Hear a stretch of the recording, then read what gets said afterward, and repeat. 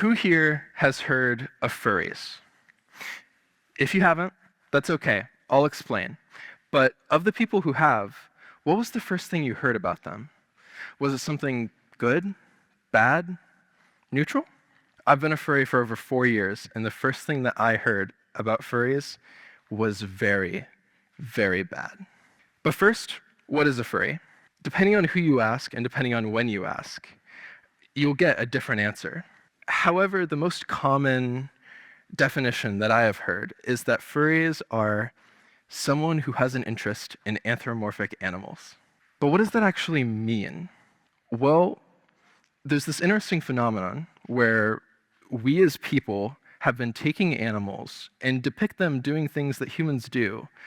It's so prevalent in our culture and history that these anthro or human-like animals are in every corner of it.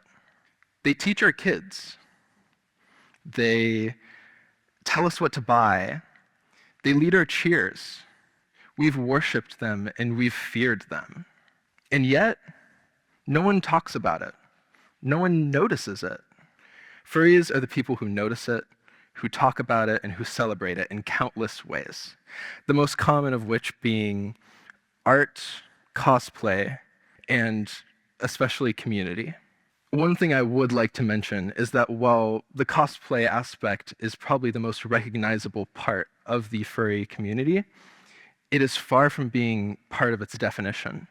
According to furscience.com, only 10 to 25% of people have fursuits or the colorful costumes that you see in furry culture. Now, when I first heard about furries, I was in middle school. The public view of furries at the time were focused on framing them as atypical and strange.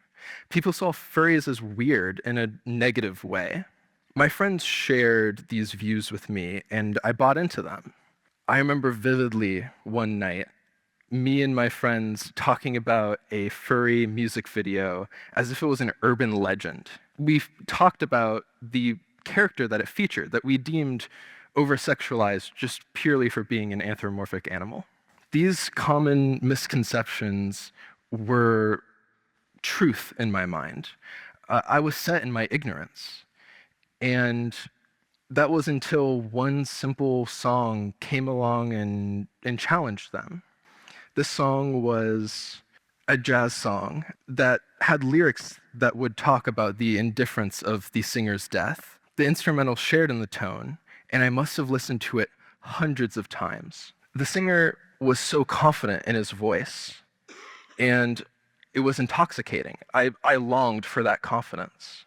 Meanwhile, the cover image of the song was minuscule in the corner of my Chromebook.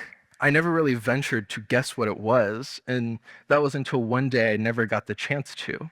I'd accidentally pressed the button that enlarges the cover image of songs, and what was staring back at me was an anthro coyote laying on the ground holding a beer bottle. I quickly shut my Chromebook as if what I was looking at was illegal, but the damage was already done. I kept thinking about the song, thinking about how I had adopted my worldview. I decided to look into it more. And as I researched more and more, I looked at not only what was being said about furries, but what furries said about themselves. I was trying to understand them. And that was until I realized I understood them a little too well. I saw the cultural significance of anthro animals and realized that I was one, and of course still am one. Of course, I didn't say a word about it, and the cringe culture of the late 2010s came and went. However, the misconceptions and stigmas are still prevalent to this day. I share in this confidence now, not just because of the community, but because of the lessons I had learned from it. I had learned a lesson of empathy, but I can apply it to so much more outside of the furry fandom. A few months to a year after I'd realized that I was a furry, I realized that I was not straight, but I was prepared. I skipped the misconceptions and assumptions made by people in my small town, told to me by friends and family and leaders in the community. I questioned the beliefs that shaped harmful policies. I researched and I understood. So what does it all mean? Of course, I'm not saying to become a furry, unless of course it interests you. But if you were to take one thing out of those doors behind you, I would want it to be this: compassion over judgment, curiosity over assumptions, and love over hate. Thank you.